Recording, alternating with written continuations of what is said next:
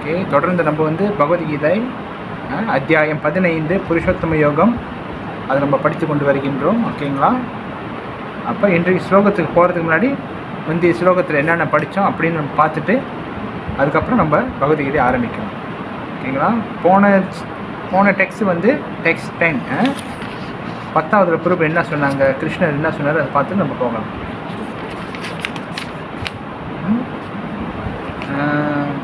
10வதுல வந்து உத்ராத்மந்த ஸ்திதம் வாபி புஜ்ஞானம் வா குணான்விதம் விமுடானனு பஷ்யந்தி ஞான சாக்ஷுஷா. அதாவது முட்டாள்கள் உயிர்வாழி எவ்வாறு தனது உடலை கைவிடுகிறான் என்பதையோ,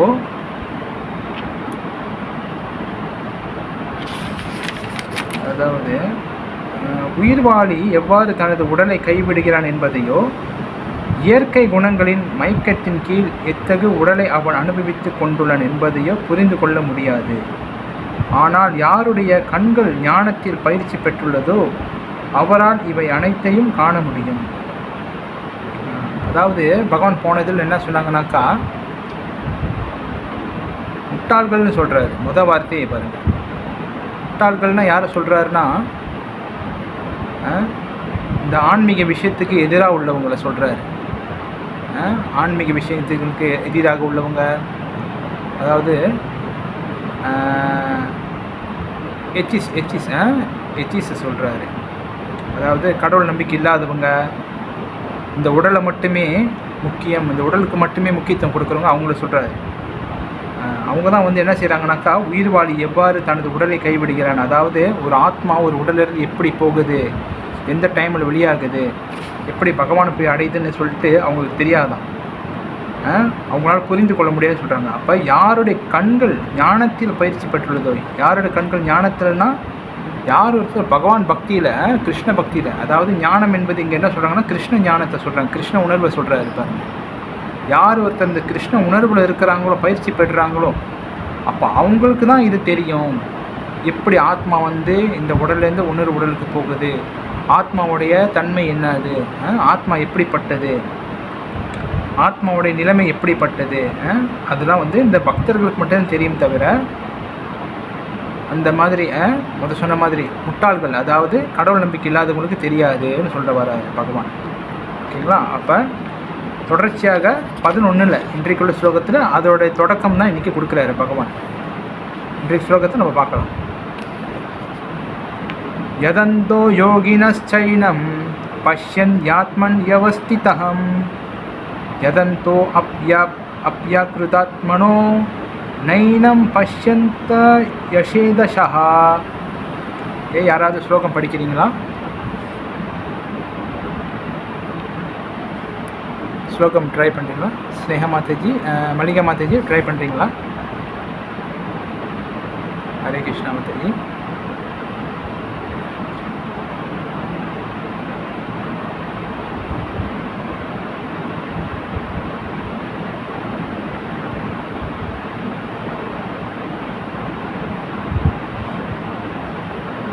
ஓகே மாதாஜி, ஹரே கிருஷ்ணா. மொழிபெயர்ப்பு. தன்னுணர்வில் நிலை பெற்று முயற்சி செய்யும் ஆன்மீகவாதிகள் இவற்றையெல்லாம் தெளிவாக காண முடியும். ஆனால் வளர்ச்சி பெறாத மனமுடையவர்களும் தன்னுணர்வில் நிலை பெறாதவர்களும் முயற்சி செய்தாலும் கூட என்ன நடக்கின்றது என்பதை காண இயலாது. இங்கிலீஷில் ஸ்னேகா மாதாஜி படிச்சிருங்க ட்ரான்ஸ்லேஷன்.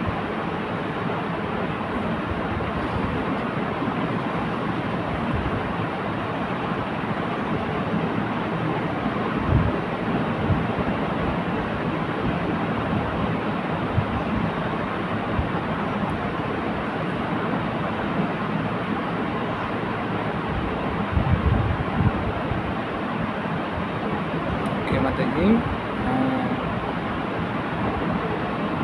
ஓகே. அதாவது தன்னுணர்வில் நிலை பெற்று முயற்சி செய்யும் ஆன்மீகவாதிகள் இங்கே யாரை சொல்கிறாருனாக்கா கிருஷ்ணர் பக்தர்களை சொல்கிறாரு. பக்தர்கள், ஆன்மீகவாதிகள் இங்கே யார் குறிப்பிட்றாருன்னா பக்தர்கள், டிவோட்டிஸை சொல்கிறாரு பாருங்க. அவங்க தான் வந்து இவற்றையெல்லாம் தெளிவாக காண முடியும். எதை தெளிவாக காண முடியும்? இந்த ஆன்மீக விஷயத்தை. அதாவது இதுக்கப்புறம் சொல்லுவார் பாருங்க அதெல்லாம். ஆனால் வளர்ச்சி பெறாத மனமுடையவர்களும் தன்னுணர்வின் நிலை பெறாதவர்களும் முயற்சி செய்தாலும் கூட என்ன நடக்கின்றது என்பதை காண இயலாது. தன்னுணர்வில்னா கிருஷ்ண உணர்வில் இங்கே சொல்கிறாங்க. தன்னுணர்வில்னா கிருஷ்ண உணர்வு. கிருஷ்ண உணர்வில் வராதவங்க இந்த உலகத்தில் என்ன நடக்குது, நம்மளை சுற்றி என்ன நடக்குது, நம்ம மாயையில் இருக்கமா இல்லையா, நம்ம வந்து என்ன தான் பண்ணுறோன்னு சொல்லிட்டு அவங்களுக்கு தெரியவே தெரியாதுன்னு பகவான் இங்கே சொல்கிறாரு. இப்போ பக்தர்களுக்கு வந்து இப்போ நம்மளுக்கு தெரியுது பாருங்கள், மாயைனா என்னது, மாயை நம்மளை என்னென்ன பண்ணணும்னு சொல்லிட்டு நம்மளுக்கு தெரியும் பாருங்கள். அதே பக்தர் இல்லாதவங்க அவங்களுக்கு மாயைனா என்னன்னே தெரியல. நம்ம மாயையில் தான் இருக்கமானே சொல்லிட்டு தெரியாமல் பல பேர் வாழ்ந்துக்கு இருக்கிறாங்க பாருங்க. அதுதான் வந்து தன் உணர்வில் இல்லாதவங்கள சொல்கிறாரு. ஓகேங்களா? அப்போ மொழிபெயர்ப்பு பொருளுரையில் சில அப்புறப்பாட்டு சொல்லியிருக்கிறாரு. அதை நம்ம படிச்சுட்டு அதுக்கப்புறம் பார்க்கலாம். ஓகேங்களா? சில அப்புறப்பா பக்தி இதன் பொருள் இருக்குது. ஆன்மீக தன்னுணர்வு பாதையில் பல்வேறு ஆன்மீகவாதிகள் உள்ளனர். ஆனால் தன்னுணர்வில் நிலை பெறாத ஒருவன் உயிர்வாளியின் உடலில் மாற்றங்கள் நிகழ்வது எங்கனம் என்பதை காண இயலாது. யோகினா எனும் சொல் இவ்விஷயத்தில் மிக முக்கியமானது. இன்றைய தினங்களில் பல்வேறு போலி யோகிகளும் பல்வேறு போலி யோக நிலையங்களும் உள்ளன. ஆனால் உண்மை என்னவெனில் தன்னுணர்வின் விஷயத்தில் இவர்கள் அனைவரும் குருடர்களே. வெறுமனே ஒரு வகையான உடற்பயிற்சிகளில் மயங்கியுள்ள இவர்கள் உடல் நன்றாக வளர்க்கப்பட்டு ஆரோக்கியமாக இருந்தால் அதில் திருப்தி பெறுகின்றனர். இதை தவிர அவர்களுக்கு வேறு ஒன்றும் தெரிவதில்லை. இவர்கள் யதந்தோ அப்யக்ருதாத்மன என்று அழைக்கப்படுகின்றனர். பெயரளவிலான யோக பயிற்சியில் முயற்சி செய்தாலும் அவர்கள் தன்னுணர்வு அடைந்தவர்கள் அல்ல. அத்தகைய மக்கள் ஆத்மாவின் உடல் மாற்றத்தினை புரிந்து கொள்ள முடியாது. ஆத்மா, உலகம், பரமபுருஷர் ஆகியவற்றை உணர்ந்தவர்களும் உண்மையிலேயே யோக முறையில் இருப்பவர்களும் மட்டுமே, அதாவது கிருஷ்ண உணர்வுடன் தூய பக்தி தொண்டில் ஈடுபட்டிருக்கும் பக்தி யோகிகள் மட்டுமே இவ்விஷயங்களை எவ்வாறு நடைபெறுகின்றன என்பதை புரிந்து கொள்ள முடியும். ஹரே கிருஷ்ணா. அதாவது இப்போ இந்த சாப்டரில் எதை பற்றி பேசுகிறாங்கனாக்கா, இந்த டெக்ஸ்டில் ஆத்மாவோடைய அந்த நிலைப்பாடு, அதாவது ஆத்மா வந்து எப்படி பகவானோட நம்ம இணைக்கிறது, யோக முறைன்னு சொல்கிறாரு. யோகம்னா என்ன அர்த்தம்னாக்கா, யோகம்னா வந்து எப்படி ஆத்மாவை பகவானுடன் கனெக்ட் பண்ணுறது, அதுதான் வந்து யோகம்னு சொல்லுவாங்க. அப்போ இப்போ உள்ள ஆன்மீகவாதிகள் இதை எந்த கண்ணோட்டத்தில் பார்க்குறாங்க, இதை எப்படி வந்து அவங்க பயிற்சி பெறுறாங்க, அதாவது பக்தர்களுக்கும் பக்தர் இல்லாத யோகிகளாக இருக்கிறாங்களோ அவங்களுடைய கண் பார்வை எப்படி இருக்குது, அதாவது அவங்களுடைய பார்வையில் யோகத்தை எப்படி பார்க்குறாங்க, பக்தர்கள் யோகத்தை எப்படி பார்க்குறாங்க, அதை வந்து பகவான் இங்கே தெளிவாக சொல்கிறார். சில அப்போப்பாதரம் போப்பட்ட அழகாக சொல்லியிருக்கிறாரு. தன்னுணர்வு பாதையில் பல்வேறு ஆன்மீகவாதிகள் உள்ளனர். அதாவது இந்த தன்னுணர்வு பாதைனா வந்து இப்போ வந்து நம்ம இஸ்கான் டிவோட்டிஸ் நம்ம இருக்கிறோம், அதாவது கிருஷ்ண உணர்வில் இருந்து நம்ம பயிற்சி பெறுறோம். பகவானை அடையிறதுக்காக கிருஷ்ண உணர்வில் பயிற்சி பெற்ற இஸ்கான் டிவோட்டிஸ் நம்மளாக இருக்கிறோம் பாருங்க. அப்போ இதே மாதிரி பகவான் அடையிறதுக்காக பல வகையான மனிதர்கள், பல யோகிகள்லாம் இருப்பாங்க பாருங்கள். அதாவது கிருஷ்ணர் தான் கடவுள்னு சொல்லிட்டு தெரியாமே யோகம் பண்ணுறவங்களாம் இருப்பாங்க பாருங்கள். அவங்கள சொல்கிறாரு. அதாவது தான் ஆன்மீக தன்னுணர்வில் பாதையில் பல்வேறு ஆன்மீகவாதிகள் சொல்கிறாரு பாருங்க. பல்வேறு ஆன்மீகவாதிகள். அவர் வந்து இஸ்கான் டிவோட்டிஸ் மட்டும் சொல்லலை, பக்தர்களை மட்டும் சொல்லலை, பல்வேறு ஆன்மீகவாதிகள் தன்னுணர்வு பாதையில் நிலை பெறுறதுக்கு ரொம்ப முயற்சி செய்கிறாங்க. புரியுதுங்களா? அப்போ அந்த மாதிரியாக இருக்கிறவங்க அவங்களும் வந்து யோக பயிற்சி செய்கிறாங்க. அவங்க எப்படி யோக பயிற்சி செய்கிறாங்கனாக்கா, அவங்க வந்து இந்த உடலை மட்டும்தான் பராமரிக்கிறதுக்காக பயிற்சி பண்ணுறாங்க. அதுதான் சொல்கிறாரு பாருங்கள். என்ன சொல்கிறாருனாக்கா, யோகினா எனும் சொல் இவ்விஷயத்தில் முக்கியமானது. இன்றைய தினங்களில் பல்வேறு போலி யோகிகளும் பல்வேறு போலி யோக நிலையங்களும் உள்ளன. உண்மையான யோகினா யாருனாக்கா, யார் ஒருத்தர் கிருஷ்ணர் தான் கடவுள், நம்ம ஆத்மா, பகவான் பரமாத்மா, பகவான் கிருஷ்ணர் பரமாத்மா அப்படி சொல்லிட்டு உணர்ந்து அந்த பாதையில் போகிறவங்க, அவங்க தான் உண்மையான யோகி. அவங்க தான் உண்மையான யோகத்தை பின்பற்றுறவங்க. யோகம்னா நம்ம என்ன சொன்ன ஆத்மாவையும் பரமாத்மாவையும் கனெக்ட் பண்ணுறது, அதாவது நம்மளை வந்து பகவான்கிட்ட ஈடுபடுத்துறது, அதுதான் வந்து உண்மையான யோகம். யோக முறைனா அதுதான். அதில் தான் இதில் புருஷோத்தம யோகம்னு சொல்லியிருக்கிறாரு. புருஷோத்தம யோகம்னா பகவானோட கனெக்ட் பண்ணுறது. புருஷோத்தமனா கிருஷ்ணர், கடவுள், பகவான் கிருஷ்ணா தான் புருஷோத்தமா, மிகப்பெரியவர். அப்போ அவருடன் நம்ம எப்படி கனெக்ட் பண்ணுறது, அவருடன் எப்படி நம்ம ஈடுபடுறது, அதுதான் வந்து இந்த இடத்துல புருஷோத்தம யோகமாக கருதப்படுகிறது. அப்போ இதை தான் பிரபுபாதர் சொல்கிறாரு. உண்மையான யோகி யாருனாக்கா, யார் ஒருத்தர் கிருஷ்ண உணர்வில் பயிற்சி பண்ணி வராங்களோ அவங்க தான் உண்மையான யோகி. அப்போ அதே போல் ஆரம்பத்தில் சொன்னார் பாருங்க, பல்வேறு ஆன்மீகவாதிகள் இருக்கிறாங்க. அப்போ இவங்களாம் செய்கிறது யோகமா கேட்டாக்கா கேள்விக்குறி தான். ரைட்டா இல்லைங்களா? அதனால தான் சொல்கிறாரு பாருங்க, பல்வேறு போலி யோகிகளும் பல்வேறு போலி யோக நிலையங்களும், யோகா மையங்கள்லாம் இருக்குங்களா, யோகா பிரான்ச்சஸ்லாம் இப்போ நிறைய திறந்துருக்குறாங்க பாருங்கள். அப்போ இதெல்லாம் சொல்கிறாரு புரோபாத். இப்போ யோக பயிற்சி செய்கிறது வந்து, அதாவது மக்களை வந்து நிறைய பேர் வந்து யோகத்தை கற்றுக்குங்க, யோகா ஆசனத்தை வந்து பயிற்சி செய்யுங்க, யோகா செய்யுங்கன்னு சொல்லிட்டு நிறைய இடத்துல சொல்கிறாங்க. நம்மளாம் கேள்விப்பட்டிருக்கோம், யூடியூப்பில் சொல்கிறாங்க. பல வகையான மையங்கள்லாம் இப்போ திறந்துட்டாங்க பாருங்கள். யோகா ஆசனம் செய்கிறதுக்கு, யோகா பயிற்சி செய்யுங்க, யோகா செஞ்சிங்கன்னா நம்ம வந்து வாழ்நாள் முழுக்க நம்ம நல்லா இருக்கலாம், யோகா செஞ்சிங்கன்னா உங்களுக்கு இது கிடைக்கும், யோகா செஞ்சிங்கன்னா உங்களுக்கு இந்த மாதிரி பவர் வரும் அப்படி சொல்லிட்டு நிறைய பேர் வந்து மக்களை வந்து அழைக்கிறாங்க. ஆனாக்கா உண்மையான யோகம்னா என்ன அதுன்னு சொல்லிட்டு அவங்களுக்கு தெரியல. இதுதான் வந்து மிகப்பெரிய ஒரு வருத்தமான ஒரு செயல்.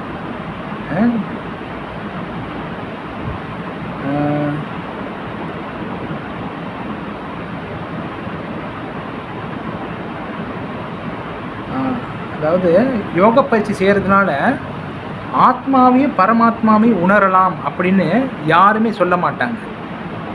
எனக்கா தெரியாது மக்களுக்கு.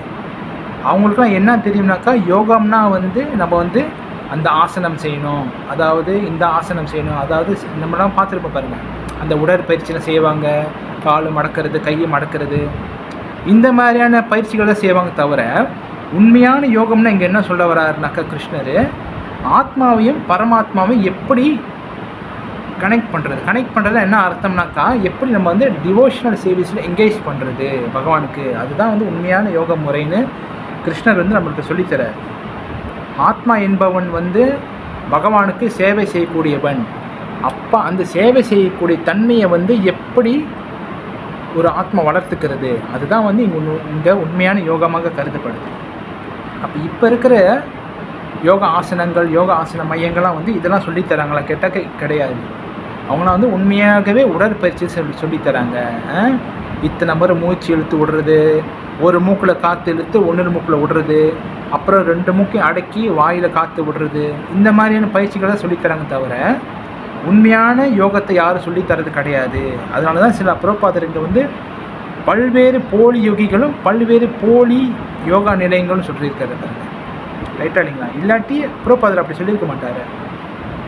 ஏன்னாக்கா புரோபாதர் அமெரிக்கா போன காலத்திலேயே அவர் அந்த அமெரிக்காவில் ப்ரீச்சிங் பண்ணுறதுக்காக அந்த ஆரம்பத்தில் போனார்னா, அப்பயே வந்து போலி யோகா மையங்கள்லாம் இருந்துச்சான். இந்தியாவிலேருந்து போன சுவாமிஜிஸ்லாம் இருந்துறாங்க. அப்போ புரோபாதர் பார்க்குறாரு, இவங்க என்ன சொல்லித்தராங்க அப்படிலாம் புரோபாதர் போய் பார்த்துருக்குறாரு. அவங்க பார்த்தாக்கா உண்மையான யோகத்தை சொல்லித்தரல, அவங்க வந்து ஒன்லி உடற்பயிற்சி தான் சொல்லி தந்துருக்குறாங்க. அப்போ புரோபாதருக்கு அதில் நாட்டம்லாம் புரோபாதர் ஒளியாக இருக்கிறாங்க. நீங்கள் நம்மளாம் கேள்விப்பட்டிருக்கோம். அப்போ இந்த மாதிரி போலியான யோகிகள்லாம் இருக்கிறாங்க பாருங்கள். அப்போ இதெல்லாம் வந்து என்னதுனாக்கா உண்மையாகவே உடற்பயிற்சி தான். அப்போ இவங்க செய்கிறது உண்மையான யோகம் கிடையாது அப்படின்னு சொல்கிறாரு. அப்போ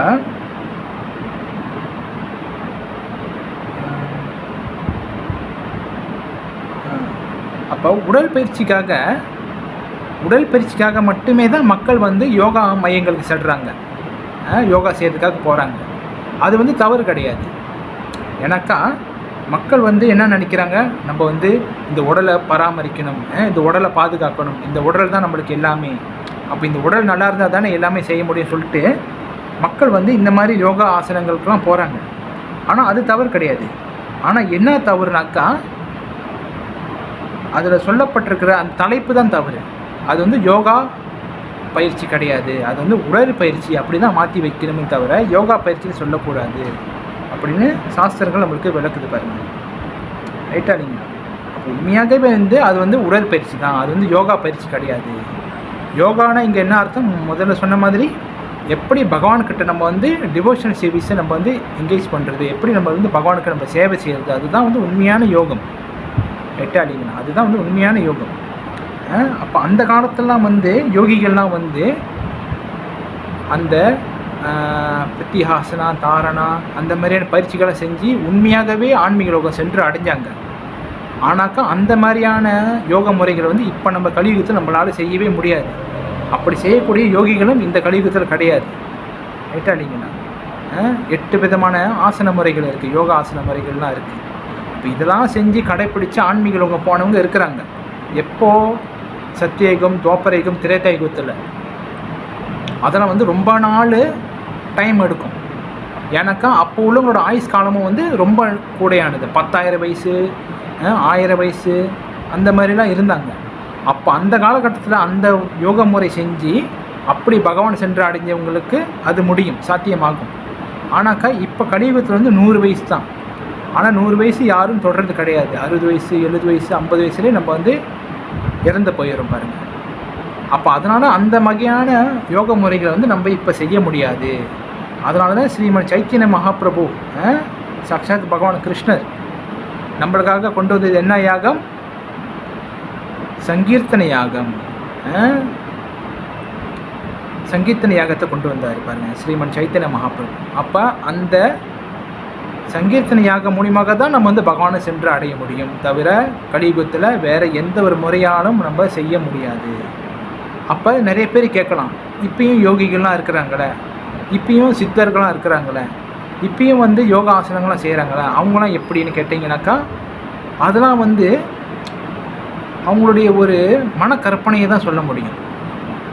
ஏன்னாக்கா கலியுகத்தில் வந்து நம்மளுக்கு அந்த ஆயுசு கிடையாது, ப்ராப்பரான அந்த செய்கிறதுக்கான விஷயங்கள் கிடையாது. நம்ம ஏற்கனவே படிச்சிருப்போம் பாருங்கள் பகவத்கீதையில். யோகா செய்கிறதுனாக்கா என்னென்ன விஷயங்கள் தேவை, அது வந்து பல விதிமுறைகள்லாம் இருக்குது. நம்ம வந்து காட்டில் உட்காரணும், காட்டில் வந்து அது கரெக்டான திசையை பார்த்து உட்காரணும், அதை வந்து கண்ணை ரொம்ப மூடக்கூடாது, ரொம்ப திறக்கக்கூடாது, கரெக்டான லேசான இதில் பார்க்கணும். அப்புறம் வந்து புளித்தோல் போட்டு உட்காரணும், அது மேலே தர்ப்ப புல் போடணும்.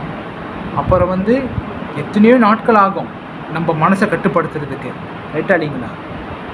கலியுகத்தில் வந்து மனசை நம்ம கட்டுப்படுத்த கஷ்டம், கஷ்டப்படுத்தவே முடியாது, கட்டுப்படுத்தவே முடியாது. அப்போ எதால் மட்டுமே கட்டுப்படுத்த முடியும்னா ஸ்ரீமன் சைத்தன்ய மகாபிரபு கொடுத்து அந்த நாம சங்கீர்த்தன மூலியமாக தான் நம்ம வந்து கட்டுப்படுத்த முடியும். ஒரு ஸ்லோகம் வரும், என்ன ஸ்லோகனாக்கா,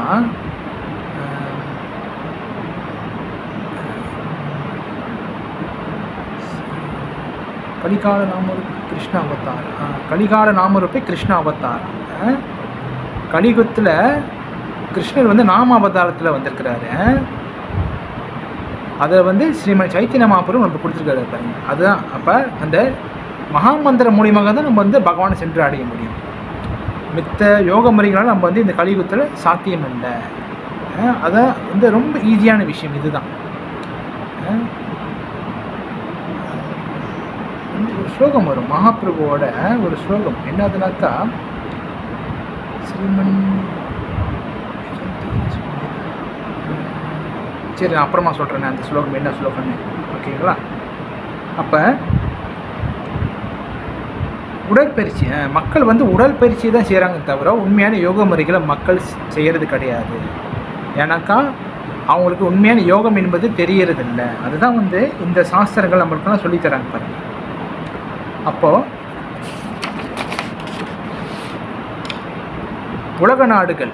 உலக நாடுகள்னால் மொத்த உலகமும் வந்து எந்தெந்த நாடுகள் எல்லாத்துலேயும் வந்து இப்போ யோகா மையங்கள் திறந்துட்டாங்க. இந்தியாவில் மட்டும் கிடையாது, மலேசியாவில் மட்டும் கிடையாது, எல்லா நாடுகளுக்கு போனீங்கன்னாக்கா யோகா மையங்கள் இருக்குது. எல்லா இடத்துலையும் யோகா சொல்லித்தராங்க. பல வகையான நாடுகளில் சைனா, ஜப்பான், ஆப்பிரிக்கா, அரபு நாடுகள், சவுதி அரேபியா, இந்த மாதிரி பல நாடுகளில் வந்து இந்த யோகா பயிற்சி சொல்லித்தராங்க. ஏன்னாக்கா அவங்களுக்கு தெரிஞ்சிருச்சு பாருங்கள். எப்படின்னாக்கா என்ன தான் வந்து நம்மளுடைய தொழில்நுட்பம், அதாவது நம்மளுடைய எக்கானமி இதெல்லாம் வளர்ந்தாலும், என்ன தான் பல நாகரிகங்கள் வளர்ந்தாலும்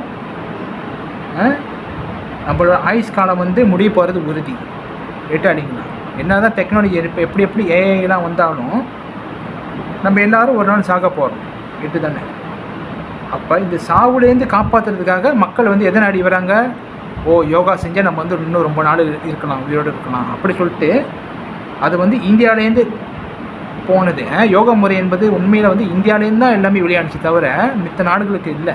அப்போ இந்தியாவில் உள்ளதை வந்து எல்லா நாடும் கற்றுக்கிட்டு இப்போ வந்து அங்கங்கே அவங்கவுங்க பிரான்ச்சை திறந்து இப்போ வந்து நடத்திக்கிட்டு இருக்கிறாங்க. இப்போ யோகா முறை செஞ்சால் நம்ம வந்து ரொம்ப நாள் உயிர் வாழலாம், உடற்பயிற்சி செஞ்சால் நம்ம வந்து உயிர் வாழலாம் சொல்லிட்டு இந்த மாதிரியான யோகா முறைகளை வந்து மக்கள் வந்து ஈடுபடுறாங்க பாருங்கள். அப்போ இது வந்து உண்மையாகவே வந்து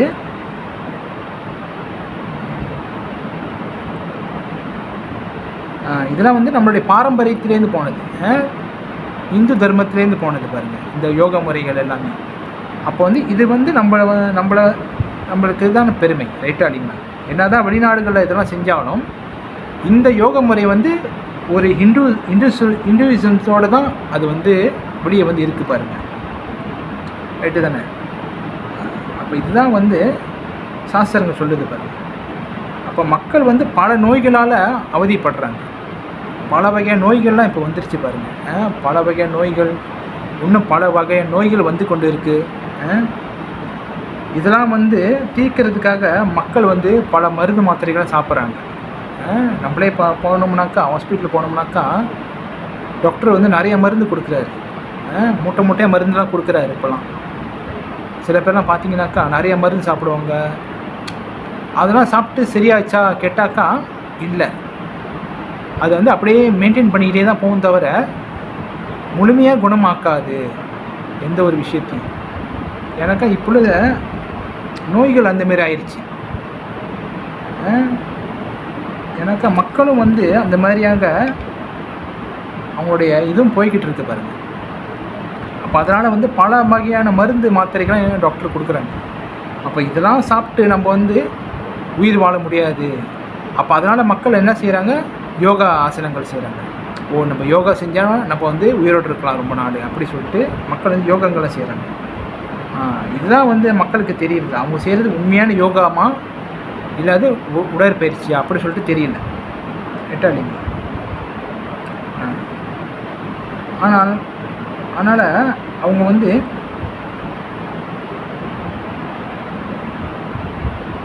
சொன்ன மாதிரி ரைட் யோகா பயிற்சிகளாக வந்து செய்கிறாங்க. யோகா பயிற்சி வந்து அவங்களுக்கு உடற்பயிற்சின்னு சொல்லிட்டு தெரியல. அவங்க வந்து என்ன நினைக்கிறாங்கனாக்கா, இது நான் செஞ்சேன்னா நான் வந்து நல்லா இருப்பேன், இந்த உடலை மட்டும் பாதுகாக்கிறதுக்காக செய்கிறாங்களே தவிர உள்ளே இருக்கிற நம்ம ஆத்மா, அதாவது ஆத்மாக்காக மக்கள் வந்து எதுவுமே செய்கிறது கிடையாது. அதுதான் வந்து மிகப்பெரிய ஒரு ஆச்சரியக்குறியான ஒரு விஷயம். இந்த உடல் தேவைக்காக செய்கிறமே தவிர ஆத்மாக்காக, ஆத்மாவோட பசிக்காக நம்ம வந்து எதுவுமே செய்கிறது கிடையாது. ஆத்மாவோட பசினா என்னது? என்ன அர்த்தம்? ஆத்மாவோட பசினா என்னதுனாக்கா டிவோஷனல் சர்வீஸ், சேவை செய்யுது. அதுதான் வந்து ஆத்மாவோட பசியை தீர்க்கும். இந்த உடலோட பசியை தீர்த்தரலாம், சோறு கொடுத்து என்ன சாப்பிட்டோ எல்லாம் தீர்த்தரலாம் உடலோட பசியை. ஆனால் ஆத்மாவோட பசி எப்படி தீர்க்கிறதுனாக்கா பகவானுக்கு சேவை செய்கிற மூலியமாக தான் வந்து ஆத்மாவோட பசியை தீர்க்க முடியும். அப்போ தான் வந்து ஆத்மா சந்தோஷம் அடையும். எப்போ ஆத்மா சந்தோஷமாகுதோ அப்போ உடலும் ஆரோக்கியமாக ஆகும். ரைட்டாடிங்க? அகத்தின் அழகு முகத்தில் தெரியும்னு சொல்லுவாங்க. அப்போ எப்போ அகமானது, அதாவது ஆத்மாவானது எப்போ சந்தோஷம் அடையுதோ ஆட்டோமேட்டிக்காக பார்த்தீங்கன்னாக்கா நம்மளோட உடலும் ஆரோக்கியமாக ஆகும். அப்போ உடல் ஆரோக்கியமாகும் போது நம்ம வந்து தொடர்ந்து நம்ம வந்து பகவான் சேவையில் ஈடுபட முடியும். இதுதான் வந்து ஒரு பக்தருக்கும் பக்தர் இல்லாதவங்களுக்கான வித்தியாசம். இதுதான் பக்தர்களை வந்து நம்ம பகவான் சேவையில் ஈடுபடணும். எந்த ஒரு சேவையாக இருந்தாலும் நம்ம வந்து பகவான் சேவையில் ஈடுபடணும். அதுதான் வந்து யோகா. அப்போ பக்தர் இல்லாதவங்க அவங்களுக்கு தெரியல பாருங்கள், தெரியாதனால அவங்க வந்து இந்த மாதிரி உடற்பயிற்சி செய்கிறது இதுதான் யோகா போல அப்படி சொல்லிட்டு ஒரு மனக்கற்பனையினால் செஞ்சுக்கிருக்கிறாங்க. அப்போ முதல் சொன்ன மாதிரி பிரபுபாதர் சொன்ன மாதிரி போலியான யோகிகளை வந்து இதுதான் மக்களுக்கு கற்றுத்தராங்க. அவங்க வந்து உண்மையான யோக முறையை கற்றுத்தரலை, அவங்க வந்து போலியான விஷயத்தையே தான் சொல்லித்தராங்க மக்களுக்கு. எதுக்காக அந்த மாதிரி சொல்லித்தராங்க? எல்லாம் வந்து காசு சம்பாதிக்கிறதுக்காக, பணம் சம்பாதிக்கிறதுக்காக. ரைட்டாடிங்க, இந்த ஒரு ஆசனம் செய்கிறதுக்கு இத்தனை வெள்ளி கட்டணும், இதை செஞ்சிங்கன்னா இவ்வளோ கட்டணும் சொல்லிட்டு மக்களுக்கு சொல்லித்தராங்க. ஆனால் மக்களும் வந்து அந்த மாதிரி தான் போய்கிட்டு இருக்கிறாங்க. ஆனால் மகாபிரபு கொடுத்த இந்த மகா மந்திரம் வந்து எந்த ஒரு காசுமே பகவான் வாங்கலை பாருங்க. ரைட்டாடிங்க, பிரபுபாதர் நம்மகிட்ட காசு கேட்டாரா? இல்லை. மகாபிரபு நம்ம வீட்டு தேடி வந்து காசு கொடு, நான் உனக்கு மகாமந்திரம் கொடுத்துருக்கேன்னு சொல்லிட்டு கேட்டாரே? இல்லை. கிருஷ்ணர் நம்ம வீட்டை தேடி வந்து நீ மகாமந்திரம் சாட் பண்ணுறல, எனக்கு நீ காசு கட்டணியா அப்படின்னு கேட்டாரே? கிடையாது. கேட்டாருங்களா? இதுதான் நம்ம உண்மையான விஷயத்துக்கும் பொய்யான விஷயத்துக்கும் உள்ள வேறுபாடு. இதுதான்.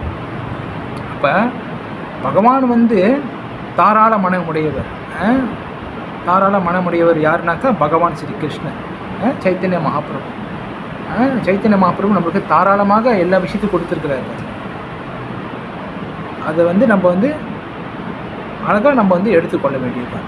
இதில் எந்த ஒரு கருத்து வேறுபாடுமே கிடையாது. எந்த ஒரு காசுமே பகவான் கேட்கல பாருங்க நம்மகிட்டேருந்து. அவர் என்ன கேட்குறாரு? உன்னுடைய அன்பு, நம்மளுடைய அன்பு தான் பகவான் கேட்குறாரு. லவ் தான் கேட்குறாரு பாருங்க. அவர் நம்மகிட்ட காசு கேட்கல, பணம் கேட்கல, நீ இவ்வளோ பெரிய வீடு வச்சுருக்கே, இந்த வீட்டில் எனக்கு கொஞ்சம் இடம் கொடு அப்படின்னு கேட்கல, உன் பேங்க்கில் இவ்வளோ பேலன்ஸ் வச்சுருக்கே அதை கொடுன்னு பகவான் கேட்கல, எதுவுமே கேட்கல. பகவான் கேட்குறது எல்லாமே அந்த அன்பு தான். அப்போ நம்மளோட அன்பு பகவானுக்கு முக்கியமாக கேட்டிங்கனாக்கா கிடையாது. நம்மளோட அன்பு பகவானுக்கு என்னத்துக்கு? பகவான் தான் எல்லாமே, பகவான் தான் எல்லாத்துக்கும் சக்தி அளிக்கிறாரு. பகவான் கண் அசைச்சாருன்னா இந்த உலகமே இருக்காது. பகவானுடைய அந்த மூச்சு காற்றுல தான் இந்த உலகமே பிரபஞ்சமே சுற்றிக்கிட்டு இருக்கு. அவர் ஒரு கண் சிமிட்டினாரம் எதுவுமே இருக்காது. அப்படிப்பட்ட பகவானுக்கு நம்மளோட அன்பு தேவையா? கிடையாது. அவருக்கு அன்பு செலுத்துறது நிறைய கோபியர்கள் எல்லாம் இருக்கிறாங்க. அப்போ என்னத்துக்கு பகவான் நம்மளோட அன்பு எதிர்பார்க்குறாரு? ஏன்னாக்கா பகவான் வந்து நம்ம எப்படி அன்பு செலுத்துகிறோம் அப்படின்னு பகவான் வந்து பார்க்குறாரு. நம்ம வந்து எவ்வளோக்கு எவ்வளோ பகவானை லவ் பண்ணுறோம். நம்மளோட அன்பு அவருக்கு தேவையில்லை. அவருக்கு நிறைய கோபியர்களாக இருக்கிறாங்க. ராதாராணி இருக்கிறாங்க, யசோதம்மா இருக்கிறாங்க, நந்த மகாராஜா இருக்கிறாரு, நிறைய கோப்பர்களாக இருக்கிறாங்க. இவங்களாம் பகவானுக்கு அன்பு செலுத்துகிறாங்க. அப்போ ஏன் பகவான் நம்மளுடைய அன்பு செலுத்த சொல்கிறாருனாக்கா, நம்ம பகவான்கிட்ட அப்போ தான் எங்கேஜ் ஆக முடியும், அப்போ தான் வந்து நம்ம பகவான்கிட்ட அன்பு செலுத்த முடியும், பக்தி பரிமாறிக்க முடியும் அப்படின்னு பகவான் வந்து சொல்கிறாரு. அதனால தான் பகவான் வந்து கேட்குறாரு பாருங்க, எனக்கு பூவோ இலையோ பழமோ தண்ணியோ அது மட்டும் வச்சாலே போதும், உங்ககிட்டேருந்து நான் பெருசாக காசு பணம் எதுவுமே நான் கேட்கல, வித் டிவோஷனல் லவ்விங் சர்வீஸ் அவ்வளோதான் கேட்குறாரு பாருங்க. எது செய்கிறோமோ அதை வந்து அன்போடு செய்யணும்னு சொல்கிறாரு. நம்ம வந்து அந்த அன்பு தான் வந்து எதிர்பார்க்குறாரு பாருங்க பகவான். அப்போது இந்த உண்மையான அந்த அன்பு வந்து பகவான்கிட்டேருந்து தான் வருது. இப்போ நம்ம பார்க்குற இந்த விஷயங்கள் எல்லாமே வந்து உலகத்தில் இருக்கிற எல்லா விஷயங்களும் வந்து பகவான்கிட்ட இருக்குது. அந்த பகவான்கிட்ட இருக்கிறதா வந்து நம்ம உலகத்தில் நம்ம தான் பயன்படுத்திக்க இருக்கிறோம். ரைட்டாக அடிங்கண்ணா. இப்போ உதாரணத்துக்கு காதலர் தினம் வரப்போகுது, 14ஆம் தேதி வேலண்டைன்ஸ் டே வரப்போகுது. அப்போ பார்த்தீங்கன்னாக்கா நிறைய காதலன் காதலிலாம் வந்து சொல்லுவாங்க, நான் உன்னை மட்டும்தான் காதலிப்பேன், நீ தான் வந்து எனக்கு, நான் தான் உனக்கு, நம்ம இருவரும் பிரியவே கூடாது, நம்ம வந்து நம்மளோட காதலை வந்து யாராலையும் பிரிக்க முடியாது. நிறையா இதெல்லாம் இருக்குது. இந்த மாதிரிலாம் செஞ்சு இருக்கிறாங்க. நம்ம ஸ்கூல் படிக்கும்போதெல்லாம் நிறைய பேர் சொல்லியிருக்காங்க, இப்பயும் நடந்துக்கிட்டு தான் இருக்குது. அப்போ இவங்களுடைய காதல் வந்து உண்மையான காதலா, இது உண்மையான அன்பா கேட்டோம்னா தற்காலிகமான காதல் தான். இதெல்லாம் தற்காலிகமான உடல் சார்ந்த காதல் தான் அதெல்லாம். ரைட்டாடிங்க. உண்மையான அன்பு வந்து எங்கே இருக்குனாக்கா பகவான்கிட்ட இருக்குது. உண்மையான காதல் பகவான்கிட்ட இருக்குது.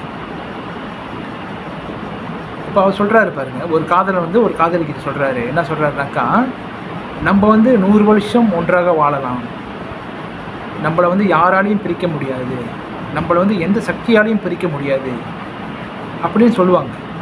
ஆனாக்கா காலம் வந்து சும்மா விடாது. அந்த காலகட்டம் வந்தோடனே இவங்க இறந்துருவாங்க, இல்லை அவங்க இறந்துருவாங்க, அப்போ பிரிஞ்சு போயிடுவாங்க பாருங்க. அப்போ உண்மையாகவே நம்ம கூடயே வர்றது, நம்ம எத்தனை பிரிவு எடுத்தாலும் நம்ம கூடயே வர்றது, நம்மளை பாதுகாக்கிறது, நம்மளை உண்மையாகவே நேசிக்கிறது, அதெல்லாம் யாருன்னு கேட்டிங்கனாக்கா பகவான் ஸ்ரீ கிருஷ்ணர் மட்டும்தான். ரைட்டா அப்படிங்களா? நம்ம காதலி நம்ம கூட வர்றது கிடையாது, நம்ம அப்பா அம்மா கூட நம்ம கூட வர்றது கிடையாது. இந்த உடல் இருக்கிற வரைக்கும் தான் எல்லாமே வராங்க பாருங்க. அப்போ இந்த உடல் அழிஞ்சாலும், உடல் மாறினாலும், நம்ம வந்து மிருக உடலுக்கு போனாலும் சரி, பிராணிகள் தாவரங்கள் இந்த மாதிரி உடலுக்கு போனாலும் சரி, அப்போ எல்லாமே நம்ம கூட வர்றது பகவான் மட்டும்தான். கேட்டாடிங்க. அப்போ பகவான் தான் வந்து நம்மளோட உண்மையான காதலர். கேட்டுதாங்க. அவர் தான் வந்து நம்ம உண்மையாக நேசிப்பவரே பகவான் கிருஷ்ணர் தான். அதனால தான் பகவான் வந்து நம்மக்கிட்டேருந்து அவருக்கு எதுவுமே தேவையில்லை, நம்மளோட சேவை எதுவுமே பகவானுக்கு தேவையில்லை. பகவானுக்கு சேவை செய்ய லட்சக்கணக்கான கோபியர்கள் இருக்கிறாங்க. லக்ஷ்மி சஹசிர சத சம்பிரம சேவியமானம் பிரம்மசமிசத்தில் பிரம்மதேவர் சொல்கிறாரு பாருங்க. பல லட்ச கோடி கணக்கான லக்ஷ்மி தேவர்கள் பகவானுக்கு சேவை செய்கிறாங்களாம். அப்போ நம்மளோட சேவை பகவானுக்கு தேவையில்லை. இருந்தாலும் நம்மளோட சேவையை பார்க்குறாரு பகவான். எனக்கா ஏன் எதிர்பார்க்குறாருனாக்கா, இந்த ஆத்மா பல கோடிக்கணக்கான வருஷங்களாக சுற்றிட்டான், பல பிறவி எடுத்துட்டான். இந்த பிரிவில் அவன் கிருஷ்ண உணர்வு கிடச்சிருக்கு அவனுக்கு. இதன் மூலியமாகவாவது அவன் எனக்கு சேவை செஞ்சு என்கிட்ட வந்துட மாட்டானா அப்படி சொல்லிட்டு தான் பகவான் பார்க்குறாரு பாருங்க. ரைட்டாடிங்க. அப்போ இதுதான் வந்து நம்ம புரிஞ்சுக்கணும். உண்மையான யோகம் என்னது, பொய்யான யோகம் முறை என்னதுன்னு சொல்லிட்டு சாஸ்திரங்கள் நம்மளுக்கு விளக்குறாங்க. அப்போ சாஸ்திரங்கள் சொல்கிற விஷயங்களை வந்து நம்ம தெரிஞ்சுக்கணும். உண்மையான யோகம்னா வந்து உடல் பயிற்சி செய்கிறது கிடையாது. உண்மையான யோகம்னா வந்து பகவானோட டிவோஷன் சர்வீஸில் ஈடுபடணும். அதுதான் வந்து உண்மையான யோக முறைன்னு நம்மளுக்கு ஆச்சரியங்களை விளக்குறாங்க.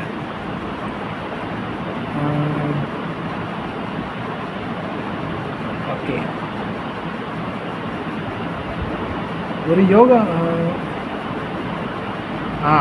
யோகியால் வந்து உண்மையான யோகிகளால் முந்தைய காலத்தில் நான் சொல்கிறது சத்தியயுகம் திரேத்தயுகம் துவாபர யுகத்தில் வந்து உண்மையான யோகிகள்லாம் இருந்தாங்களே, அந்த காலகட்டத்தில் அவங்களுக்கு வந்து தெரியுமா எப்படி நான் வந்து எப்போ இறக்க போகிறேன், எப்போ வந்து இந்த உடலை விட்டு வெளியாக போகுது ஆத்மா, எந்த நேரத்தில் இந்த ஆத்மா வெளியாக போகுது, எந்த திசையை பார்த்து வெளியாக போகுது, தலைமையிலேருந்து வெளியாக போதா, இல்லை ஆசன வாயிலேருந்து வெளியாக போதா, இல்லை மூக்கு துவாரங்கள்லேருந்து ஆத்மா வழியாக போதா, அப்படி சொல்லிட்டு உண்மையான யோகிகளுக்கெல்லாம் இதெல்லாம் தெரியுமா அந்த காலத்தில். ஆனால் இப்போ உள்ளவங்களுக்கு அது தெரிய வாய்ப்பு இல்லை. உதாரணத்துக்கு பார்த்தீங்கன்னாக்கா பீஷ்மதேவர் வந்து அவருக்கு தெரியுமா நம்ம வந்து எப்போ வெளியாகணும், அந்த உத்தராயண காலம் இதெல்லாம் பார்த்து அவர் வந்து கரெக்டாக தன்னுடைய உடலை விட்டார். அப்போ இந்த உடல் விடும்போது நான் வந்து கரெக்டாக நான் பகவான் லோகத்துக்கு போயிடுவேன்னு சொல்லிட்டு பீஷ்மதேவருக்கு தெரியும். அப்போ இந்த மாதிரியான உண்மையான யோகிகள்லாம் இருந்திருக்காங்க. ஆனால் இந்த கலியுகத்தில் வந்து அந்த மாதிரியான யோகிகள் கிடையாது. யாருமே அந்த மாதிரி யோகிகளாக பார்க்க முடியாது. ஆனால் எங்கேயாச்சும் 1-2 பேர் இருக்கலாம், இந்த கலியுகத்துலேயும் இருக்கலாம், வாய்ப்பு இருக்குது. ஆனாக்கா அவங்க வந்து முழுமையாக பகவான் சென்று அடைய முடியுமா கேட்டிங்கனாக்கா அது கொஞ்சம் சிரமம் தான். ஏன்னாக்கா நம்ம கலியுகத்தோட ஆயுஷ் காலம் வந்து ரொம்ப குறைவு, 100 வயசு தான் பாருங்கள். அப்போ இந்த 100 வயசு காலத்திலே இந்த யோகம் பயிற்சிகளை முயற்சி பண்ணி நம்ம செய்ய முடியுமான்னு கேட்டிங்கனாக்கா ரொம்ப கடினம் தான். அதனால் பகவான் ஈஸியாக கொடுத்த விஷயம் வந்து இந்த ஹரே கிருஷ்ண மகாமந்திரம் சாண்டிங் பண்ணுறது, புஸ்தகம் படிக்கிறது, இதுதான் வந்து உண்மையான யோக முறை. இந்த கலியுகத்தில் உண்மையான யோக முறை இதுதான். ரைட்டாடிங்க. வேறு எதையும் நம்ம வந்து போட்டு யோசிக்க தேவை கிடையாது. இந்த கலியுகத்துக்காக கொடுத்த உண்மையான யோக முறை இந்த சாண்டிங் பண்ணுறது, நாம சங்கீர்த்தனம், பக்தரோட உரையாடுறது, இதுதான் வந்து உண்மையான யோக முறை இப்போ உள்ள காலகட்டத்தில். அதுதான் வந்து புருஷோத்தம யோகம், அதுதான் வந்து உண்மையான உயர்தனமான யோகமாக கருதப்படுதுன்னு சொல்கிறாங்க ஆச்சாரியர்கள். அப்போ பீஷ்ம தேவரால் தான் அது முடிஞ்சிச்சு அந்த காலகட்டத்தில். அப்போ மக்களுக்கு வந்து உண்மையான அந்த யோக முறை தெரியாதனால சொன்ன மாதிரி போலியான குருமார்கள், போலியான யோகிகள்லாம் வந்து மக்களை வந்து ஏமாத்துறாங்க. அப்போ பர்பட்டில் கடைசி வரியில் சில பிரபாத் சொல்லியிருக்கிறாரு பாருங்க, ஆத்மா, உலகம், பரமபுருஷர் ஆகியவற்றை உணர்ந்தவர்களும் உண்மையிலேயே யோக முறையில் இருப்பவர்கள் மட்டுமே, அதாவது கிருஷ்ண உணர்வுடன் தூய பக்தி தொண்டில் ஈடுபட்டிருக்கும் பக்தி யோகிகள் மட்டுமே இவ்விஷயங்கள் எவ்வாறு நடக்கின்றன என்பதை புரிந்து கொள்ள முடியும்.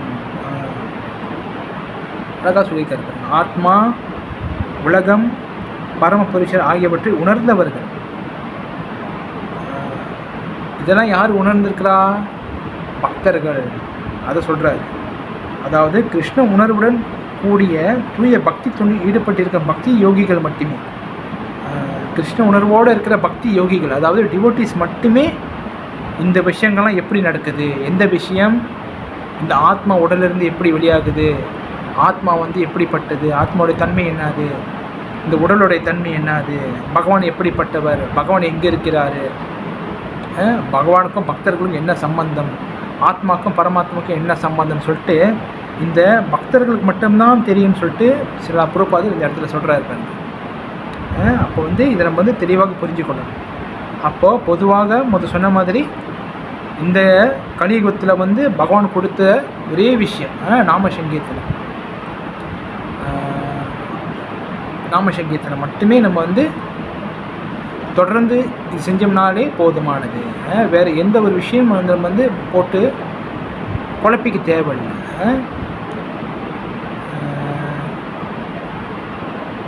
இந்த ஸ்லோகம் வந்து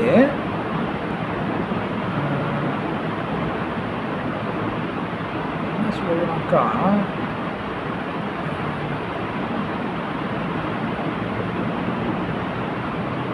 சங்கீத்தன பிராயே யஜந்தி சு மேதசகான்னு வரும். அந்த ஸ்லோகம் ஆரம்பத்தில் வந்து ஒரு அடி வரும். அது என்ன ஆகுதுனாக்கா, கடைசியில் வந்து யஜந்தி சு மேதசகா அப்படின்னு சொல்லிட்டு ஒரு ஸ்லோகம் வரும். அப்போ மகாபிரபு வந்து நம்மளுக்காக அந்த மகாமந்திரத்தை நம்மளுக்கு கொடுத்துருக்கிறாரு பாருங்க. அப்போ அந்த மகாமந்திரம் மூலியமாக தான் வந்து நம்ம ஈஸியாக நம்ம பகவானை போய் அடையலாம். இதுதான் வந்து உண்மையான யோக முறை பாருங்கள். அப்போ இன்றைய ஸ்லோகத்தில் வந்து நம்ம தெரிஞ்சுக்கிற விஷயம் என்னதுனாக்கா, தன்னுணர்வு நிலை பெற்று முயற்சி செய்யும் ஆன்மீகவாதிகள் இவற்றையெல்லாம் தெளிவாக காண முடியும். ஆனால் வளர்ச்சி பெறாத மனமுடையவர்களும் தன்னுணர்வில் நிலை பெறாதவர்களும் முயற்சி செய்தாலும் கூட என்ன நடக்கின்றது என்பதை காண இயலாது. அதாவது கிருஷ்ண உணர்வுள்ள பயிற்சி செஞ்சு வரவங்களுக்கு தான் வந்து இந்த உண்மையான யோக முறைங்கிறது தெரியும். அதே போலியான விஷயங்களை நாடி போகிறவங்களுக்கு உண்மையான யோக முறை பற்றி தெரியாதுன்னு சொல்லிட்டு பகவான் இங்கே சொல்லியிருக்கிறாரு. ஓகேங்களா? அப்போ தொடர்ச்சியாக நம்ம வந்து ஒரு பக்தருடைய சரித்திரத்தை நம்ம பார்த்துட்டு அதுக்கப்புறம் நம்ம வகுப்பை முடிச்சுக்கணும். ஓகேங்களா? அதாவது நரோத்தம தாஸ் தாக்கூருடைய தோன்றி தினத்தை வந்து நம்ம சிலவற்றை பார்த்துட்டு அதை நம்ம தெரிஞ்சுக்கலாம். ஏன்னாக்கா பக்தர்களுடைய விஷயங்கள் தெரிஞ்சுக்கிறது ரொம்ப ரொம்ப சிறப்பான ஒரு விஷயமாக கருதப்படுதுன்னு சொல்கிறாங்க சாஸ்திரங்கள். அப்போ நரோத்தம தாஸ் தாக்கூர் அவருடைய தோன்றி தினத்துக்காக அவருடைய விஷயங்களை நம்ம தெரிஞ்சுக்கணும். நரோத்தம தாஸ் தாக்கூர் யார், அவர் வந்து நம்ம கௌடி வைஷ்ணவத்துக்காக என்னென்ன விஷயங்கள்லாம் செஞ்சுருக்கிறாரு அப்படின்னு நம்ம தெரிஞ்சுக்கலாம். ஸ்ரீ நரோத்தம தாஸ் தாக்கூருக்கு ஜெய். நரோத்தம தாஸ் தாக்கூர் வந்து ஒரு ராஜாவின் மகனாக தோன்றிய ஸ்ரீ நரோத்தம தாஸ் தாக்கூர் ஒரு மகாபுருஷரின் ஒரு உயர்ந்த தெய்வீக நபர். அனைத்து உடல் அறிகுறிகளும் காட்டினார். அவர் உடலில் வந்து ஒரு மகாபுருஷருக்கான அங்க அடையாளங்கள்லாம் இருந்துச்சான். யாருக்கு? நரோத்தம தாஸ் தாக்கூருக்கு. அவர் நீண்ட கைகள், ஆழமான தொப்புள், தங்க கலப்பு, தாமரை இதழ்கள் போன்ற வடிவிலான அழகான கண்கள் இருந்தன. பள்ளியில் அவர் ஒரு ஸ்ருதிதராக இருந்தார். அதாவது அவர் கேட்டதை மனப்பாடம் செய்யக்கூடியவர். ஒரு விஷயத்தை கேட்குறாருன்னா அது வந்து அப்படியே மனப்பாடம் பண்ணி சொல்லக்கூடிய தன்மையுடையவரான். யார்? நரோத்தம தாஸ் தாக்கூர். அவர் சமஸ்கிருதம் மற்றும் வேதங்களை விரைவாக கற்றுக்கொண்டாலும் கிருஷ்ணருக்கு சேவை செய்ய அவர் ஏங்கினார். அவர் வந்து ரொம்ப கிருஷ்ணருக்கு சேவை செய்ய ரொம்ப ஈடுபட்டார் நரோத்தம தாஸ் தாக்கூர். அவர் வாழ்நாள் முழுவதும் பிரம்மச்சரியாக இருந்தார். புனித நாமமான கௌரநிதாய் கருணையால் நரோத்தமர் பற்றற்றவராகி தனது செல்வந்த குடும்பத்தை விட்டுவிட்டு பிருந்தாவனத்துக்கு ஓடினார். அவர் ஸ்ரீ லோகநாத கோஸ்வாமியின் தீட்சை பெற்றார். ஸ்ரீ ஜீவ கோஸ்வாமியிடம் கௌடி தத்துவத்தின் தீட்சை பெற்றார். அவர் இந்த மாதிரியாக தீட்சையெல்லாம் பெற்றிருக்கிறார். லோகநாத் தாஸ் தாக்கூர் கிட்ட அவர் தீட்சை பெற்று அப்புறம் கௌடிய வைஷ்ணவ தத்துவத்தில் ஸ்ரீ ஜீவ கோஸ்வாமி கிட்ட தீட்சை பெற்றிருக்கிறாருன்னு சொல்லப்படுது சாஸ்திரங்கள். அவர் நவத்வீப தாமாவுக்கு வந்தபோது அனைத்து பக்தர்களும் பிருந்தாவனத்தில் உள்ள கோஸ்வாமிகளின் உடல்நிலை மற்றும் செயல்பாடுகள் குறித்து அவரிடம் கேட்டனர். பிருந்தாவனத்திலிருந்து செய்தி கேட்க ஆவலாக இருந்தனர். கௌரவ மண்டலாவில் உள்ள கௌரங்காவின் அனைத்து பொழுதுபோக்கு இடங்களையும் பார்வையிட்ட பிறகு நரோத்தமதாஸ் தாக்கூர் ஸ்ரீக்ஷேத்திரம் அதாவது ஜெகநாத் பூரிக்கு அவ்வாறே சென்றார். அதாவது பிருந்தாவனத்துக்கு சென்று நரோத்தமதாஸ் தாக்கூர் அதுக்கப்புறம் அங்கே உள்ள பக்தர்கள்லாம் பார்த்துட்டு மகாபிரபுவோடைய இடங்கள்லாம் தரிசனம் பண்ணிவிட்டு அதுக்கப்புறம் ஸ்ரீக்ஷேத்திரம் அதாவது ஜெகநாத் பூரிக்கு அவர் போகிறாரு. பின்னர் அவர் சாந்திபுரா, ஸ்ரீ காந்தநகர், ஏக்கச்சக்கரா மற்றும் கேதுரி கிராமாவில் உள்ள பக்தர்கள் மற்றும் ஸ்ரீ சைத்தன்யாவின் பொழுதுபோக்கு இடங்களை பார்க்க சென்றார். இந்த மாதிரியான பல இடங்களுக்கெல்லாம் அவர் போகிறாரு. யார்? நரோத்தமதாஸ் தாக்கூர். கேதுரான்னு ஒரு இடம் இருந்திருக்கு. கேதுரியில் ஸ்ரீ நரோத்தமதாஸ் தாக்கூர் புகழ்பெற்ற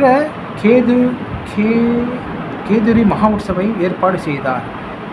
ஸ்ரீ கிருஷ்ண சைத்தன்ய மகாபிரபுவின் தெய்வீக தோன்ற நாளை கொண்டாடும் முதல் கௌரவ பூர்ணிமா விழா இதுவாகும். கௌரவ மகாபிரபுவோட கௌரவ பூர்ணிமா முதல் கௌரவ பூர்ணிமா கேதுரி என்ற நகரில் முத நரோத்தமதாஸ் தாக்கூர் செஞ்சாராம். கௌரவ பூர்ணிமா அந்த திருவிழாவின் போது 6 கோஸ்வாமிகள் நிறுவப்பட்டனர். 6 பகவானின் மூர்த்திகள் நிறுவப்பட்டனர். ஸ்ரீ கௌரங்க தேவா, ஸ்ரீ வல்லபி காந்தா, ஸ்ரீ பிரஜ மோகனா, ஸ்ரீ கிருஷ்ணா, ஸ்ரீ ராதா காந்தா, ஸ்ரீ ராதா ரமணா இந்த மாதிரியான பகவான் மூர்த்திகள் நிறுவப்பட்டுச்சான். எப்போ கௌரவ பூர்ணிமா அன்னைக்கு. நரோத்தமதாஸ் தாக்கூர் தனது இனிமையான குரலால் ஒரு அற்புதமான கீர்த்தனையை தொடங்கினார். அவரது மந்திரம் சொர்க்கத்தை நிரப்பியது. அவர் பாடக்கூடிய அந்த கீர்த்தனம் சொர்க்கத்தையே நிரப்பிடுச்சுன்னு சொல்கிறாங்க. மேலும் பரவச கடலில் விளையாடி கொண்டிருந்த பக்தர்களின் கண்களில் இருந்து பிரேமையின் கண்ணீரை வரவழைத்தது. அவர்களின் கீர்த்தனையின் நடுவில் தாராள மனப்பான்மை கொண்ட ஸ்ரீ சைத்தன்யரும் அவரது அனைத்து தனிப்பட்ட கூட்டாளிகளும் தோன்றி சங்கீர்த்தனத்தில் இணைந்தனர். அவர் மகாபிரபு உருகி நினச்சி பாடும்போது சாக்ஷாத் பகவானே அங்கே தோன்றிட்டாரு அப்படின்னு சொல்லப்படுது. அழகான நீல மேகங்களின் மத்தியில் மின்னல் மின்னுவது போல ஸ்ரீ சைத்தன்யர் ஒரு தெய்வீக வெளிப்பாட்டின் மூலம் பக்தர்கள் கூட்டத்தில் தோன்றினார். பக்தர்கள் கூட்டத்தில் பகவான் தோன்றிருக்கிறாரு அது மாதிரி சொல்லப்படுது. அந்த நேரத்தில் மகாபிரபு பல ஆண்டுகளுக்கு முன்பு இந்த உலகத்தை விட்டு வெளியேறி இருந்தாலும் பல பக்தர்கள் மகாபிரபுவை வெவ்வேறு வழிகளில் பார்த்தார்கள். ஸ்ரீ நவத்வீப தாமத்தை சேர்ந்தவர்கள் அவரை நிமைச்சந்திரா அல்லது விஸ்வம்பராராக அவரது இளமை பருவத்தில் அறிந்திருந்ததைப் போலவே நெருக்கமாக கண்டார்கள். மகாபிரபு பார்க்கும்போது அப்போ உள்ளவங்க பகவானை விஸ்வம்பராராக இந்த மாதிரியான ரூபத்தில் கண்டிருக்கிறாங்க. அந்த பக்தர்கள் சாக்கிய மற்றும் வாத்சல்ய ரசத்தில் மகாபிரபுவில் ஈர்க்கப்பட்டனர். மகாபிரபுவை ஒரு சன்னியாசியாக மட்டுமே அறிந்த 6 கோஸ்வாமிகளின் சீடர்கள் தாசரச மனநிலையில் அவருடன் தொடர்பு கொண்டனர். மேலும் நூற்றுக்கணக்கான பக்தர்கள் பிரமிப்பு மற்றும் பயபக்தியின் ஐஸ்வர்ய மனநிலையில் பகவான் சைத்தன்யரை வணங்கினர். அந்த மாதிரி பகவான் அந்த இடத்துல தோன்றும் போது எல்லாரும் ரொம்ப பயபக்தியோட ரொம்ப மனம் உருகி பகவானை பிரார்த்தனை செஞ்சு பகவானை வணங்கியிருக்கிறாங்கன்னு சொல்லப்படுது. இந்த முதல் கௌரவ பூர்ணிமா விழாவில் கௌடிய வைஷ்ணவத்தின் ஒரு பெரிய சாதனையாக கருதப்படுகிறது. மகாபிரபு, நித்யானந்த பிரபு மற்றும் அத்வைத ஆச்சாரியர் ஆகியோரின் நேரடி சீடர்கள் உட்பட நூற்றுக்கணக்கான பக்தர்கள் அழைக்கப்பட்டனர். இந்த நேரத்தில் கௌடிய வைஷ்ணவத்தின் விளக்கத்தில் பல வேறுபாடுகள் இருந்தன. அந்த காலகட்டத்தில் அந்த டைமில் கௌடி வைஷ்ணவத்தில் வந்து பல வேறுபாடுகள் இருந்துச்சான், பல வேறுபாடுகள், பல சர்ச்சைகளும் இருந்துச்சான். அப்போது அனைத்து வைஷ்ணவர்களுக்கும் தலைமை தாங்கிய அவர்களின் மாறுபாடு மற்றும் முடிவுகள் ஒரே சீரான கௌடி வைஷ்ணவ தத்துவமாக அவர் தீர்த்தார். ஒரு முதல் முறையாக இந்த விழாவில் பல கீர்த்தனை பாணிகள் இடம்பெற்றன. அவை பகவான் சைத்தன்யரின் மகிமையையும் பகவான் கிருஷ்ணரின் மகிமையையும் அவரது லீலைகளையும் ஒருங்கிணைந்தன. மேலும் பல வைஷ்ணவர்கள் ஒரே இடத்தில் இருந்ததால் அது தானாகவே கேதுரி விழாவை அசாதாரணமாக்கியது. இது அனைத்து கௌடி வைஷ்ணவர்களையும் ஒன்றிணைப்பதற்காக ஒரு முக்கியமான படியாகவும் செயல்பட்டது.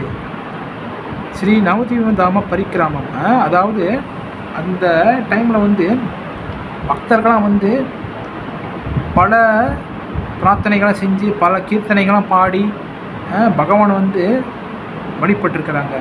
அந்த கௌர பூர்ணிமா முதல் கௌர பூர்ணிமா வந்து ரொம்ப ரொம்ப விமரிசையாக இருந்தது. அனைத்து வைஷ்ணவர்களும் அங்கே கூடினாங்க, அந்த மாதிரி சொல்லப்படுது. அப்போ ஆன்மீக குரு, பக்தர்கள், பக்தி சேவை, 6 கோஸ்வாமிகள், கௌர நித்யானந்தா மற்றும் ராதாகிருஷ்ணர் பற்றி நரோத்தமதாஸ் தாக்கூர் பல பக்தி பாடல்களை எழுதினார். எளிமையான வங்காள மொழியில் இனிமையாக மெல்லிசைகளுடன் இயற்றப்பட்டாலும் நரோத்தமதாஸ் தாக்கூர் பாடல்கள் சாஸ்திர சித்தாந்தத்தையும் பக்தி உத்வேகத்தையும் அளிக்கின்றன. சில பிரபுபாதர் பெரும்பாலும் இந்த பஜனைகளை பாடினார். வேத சாஸ்திரத்திலிருந்து அவை வேறுபட்டவை அல்ல என்று கருதி அவர் தனது பாகவத சொற்பொழிவுகளில் அவற்றை மேற்கோள் காட்டினார். பிரதான மற்றும் பிரேம பக்தி சந்திரிகா ஆகியவை நரோத்தமரின் மிகவும் பிரபலமான படைப்புகள். நரோத்தமதாஸ் தாக்கூருடைய அந்த பாடல்கள்லாம் வந்து சாஸ்திரபூர்வமானது. அதை வந்து சில பிரபுபாதர் வந்து அவருடைய ஸ்பீச் கொடுக்கும்போது அங்கங்கே பாடியிருக்கிறாருன்னு சொல்லப்படுது. பிரேம பக்தி சந்திரிகாவிலிருந்து பின்வரும் பகுதி வருகிறது. ராதாவும் கிருஷ்ணரும் வாழ்க்கையிலும் மரணத்திலும் என குறிக்கோள், அவர்கள் என சுவாசத்தின் எஜமானர்கள், அவர்களுக்காக மட்டுமே எனது பஜனையை செய்கிறேன்.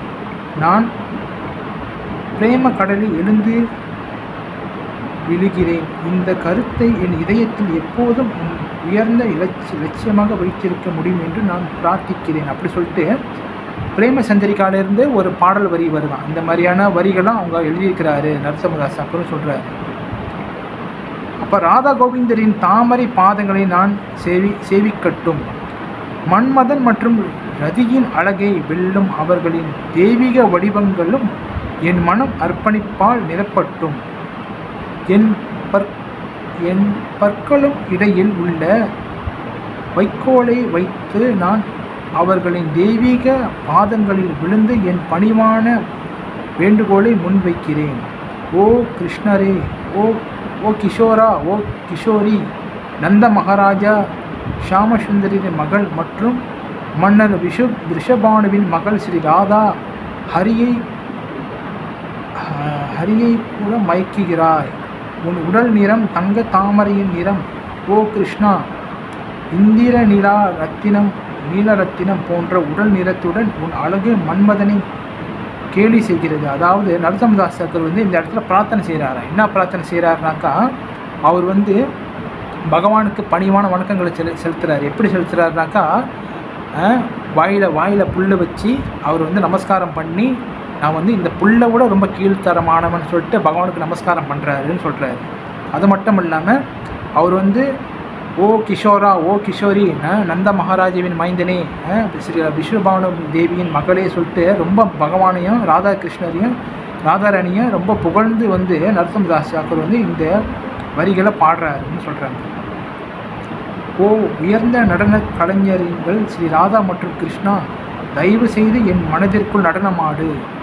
உன் திகைப்பூட்டும் ஆபரணங்களின் அழகை அதிகரிக்கும் அழகை கொண்டு நீ இரவு பகலும் உன் மகிமைகளை மிகுந்த பரவசத்தில் பாடிக்கொண்டே இருக்க வேண்டும் என்று நான் விரும்புகிறேன்.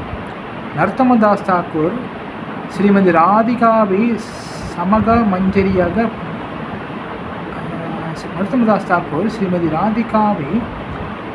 மஞ்சரியாக பணிகிறார். அவரது சமாதி ராதா கோகுலானந்தரின் கோவில் முற்றத்தில் உள்ளது.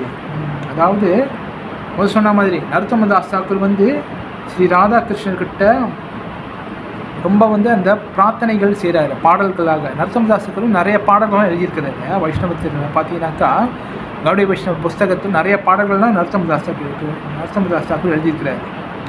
அப்போ நரோத்தமதாஸ் தாக்கூர் வந்து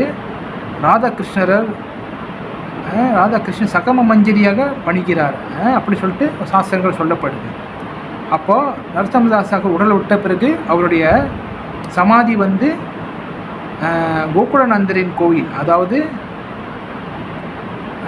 கோகுலானந்தர் கோயிலில் அவங்களோட முற்றத்தில் அவருடைய சமாதி நரோத்தமதாஸ் தாக்கூரோட சமாதி இருக்குன்னு சொல்லப்படுது.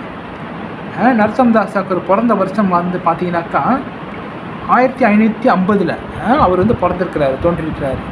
அப்போ அவருடைய வாழ்நாள் முழுவதும் வந்து பகவானோட சேவைக்காகவே இருந்து பல வகையான பாடல்கள்லாம் எழுதி பகவானை புகழ்ந்து பாடல்கள்லாம் எழுதி நம்மளுக்காக கொடுத்துருக்கிறாரு பாருங்கள். அப்போ இந்த வகையில் வந்து சில நரோத்தமதாஸ் தாக்கூருக்கு வந்து நம்ம ரொம்ப கைமாறு செய்ய வேண்டும். நரோத்தமதாஸ் தாக்கூர் இல்லைன்னா நம்மளுக்கு சில வைஷ்ணவ பாடல்கள்லாம் கிடச்சிருக்கிறாரு. அதனால் நரோத்தமதாஸ் தாக்கூருக்கு ஜெய், ஸ்ரீ ராதா கோபால்ஜிக்கு ஜெய் சொல்லிட்டு நம்ம வந்து 3 முறை நம்ம வந்து ஹரே கிருஷ்ணா மகாமந்திரம் சொல்லி நம்ம வந்து நரோத்தமதாஸ் தாக்கூர்கிட்ட நம்ம வேண்டிக்கலாம். ஹரே கிருஷ்ணா கிருஷ்ண கிருஷ்ண ஹரே ஹரே, ஹரே ராம ராம ராம ஹரே ஹரே, ஹரே கிருஷ்ண கிருஷ்ண கிருஷ்ண ஹரே ஹரே, ஹரே ராம ராம ராம ஹரே ஹரே, ஹரே கிருஷ்ண கிருஷ்ண கிருஷ்ண ஹரே ஹரே, ஹரே ராம ராம ராம ஹரே ஹரே. ஸ்ரீ ஸ்ரீ நரோத்தமதாஸ் தாக்கூர் கி ஜெய். ஹரே கிருஷ்ணா. ஏதாவது கேள்விகள் இருந்தால் கேட்கலாம்.